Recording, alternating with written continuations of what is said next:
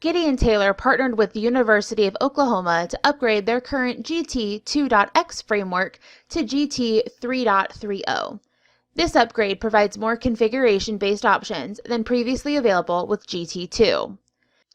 Per OU University policy, a pre-authorization form is required for certain staff transactions, such as job reclassifications or pay rate changes.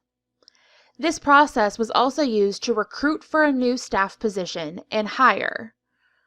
A two-step process is used in which the user first requests authorization for the action, and once approved, that detail from the Step 1 form is loaded into a second form where users can then add additional information.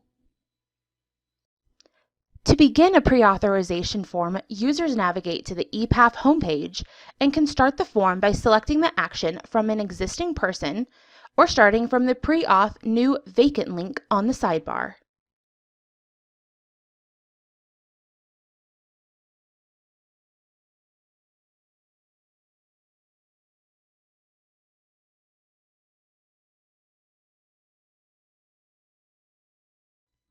Users use a drop-down menu to select the action and reason, and then enter the position details. If a new position is needed, users can request one or more new positions to be created. These positions are created in PeopleSoft once the Step 1 form is authorized. If the request is to recruit for a new position, a recruitment segment is used to collect the position details. These details will feed into the Taleo recruitment platform after the Step 1 form is authorized.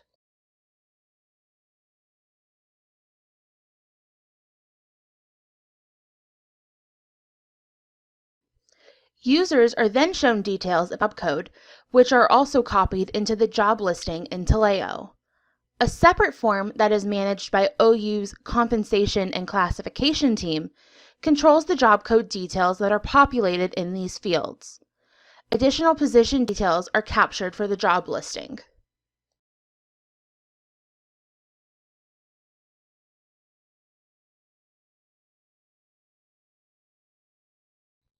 The compensation and funding page will collect detail including FTE, compensation rate, and funding distribution sources. Users will be asked a series of questions to determine the impacts of funding and overall budget costs. Once all required fields are entered, users will attach any required attachments and click Submit.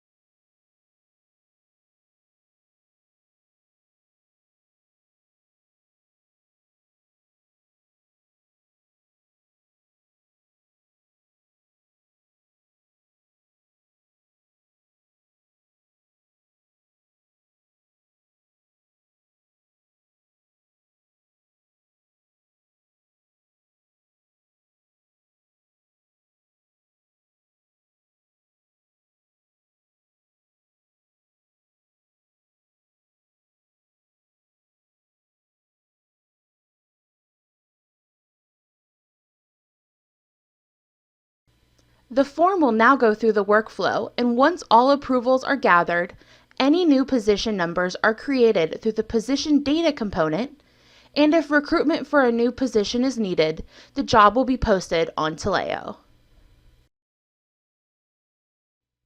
Now that a Step 1 form is complete, a Step 2 form can be started. In cases of recruiting for a new position, this step would occur after the candidate has accepted the job offer. Users again have the option of starting from an existing OU employee through the related actions, or can hire a brand new person to the university through the sidebar link, Hire New Staff. Both entry points lead the user to a search page, which is used to locate the authorized Step 1 form ID. This Step 1 form ID will not show in the search results until it has been authorized by all reviewers in the Step 1 workflow. When hiring a new person, users are asked to enter the new employee's Social Security number, date of birth, and name.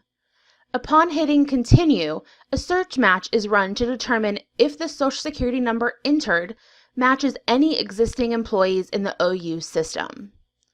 If a match is found, the user can continue to the next page, and the located EMPL ID will be associated with this form. If no match is found, the user will fill in the additional personal data questions, including marital status, citizenship status, and contact information. Once all the personal data is collected, the user hits Create Person, which will run a final check against the entered name and date of birth to attempt to find a match to an existing employee in the system. If no match is found, the personal data record is created, and the newly created employee ID will be displayed on the next page.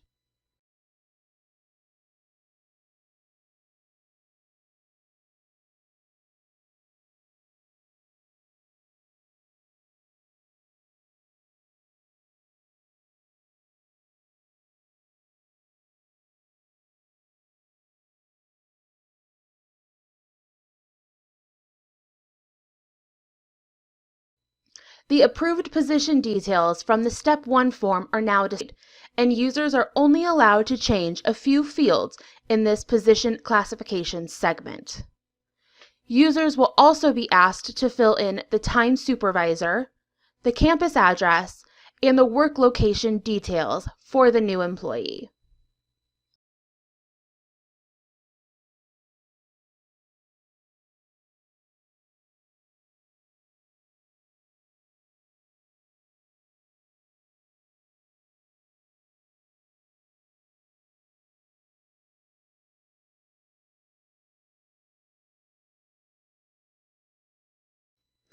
On the next page, the users will enter the employee's FTE and compensation.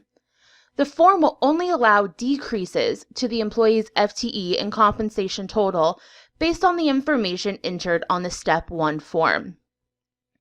A comprehensive pay grid will populate with the required compensation rate code based on the employee group of the job code.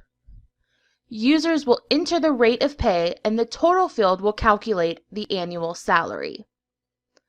Users can also add additional components of pay by clicking the drop-down arrow to reveal valid additional rate codes.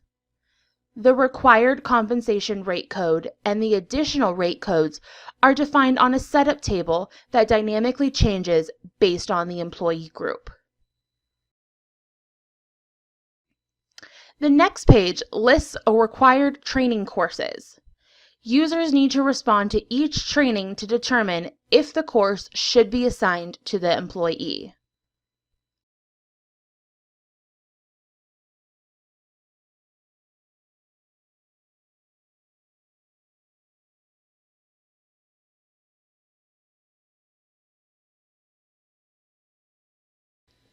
On the final page, the form uses logic to determine the action to be associated with this transaction. Any required attachments will be marked with a red exclamation point and must be uploaded before the form can be submitted. Once the user hits Submit, the form will go through the workflow.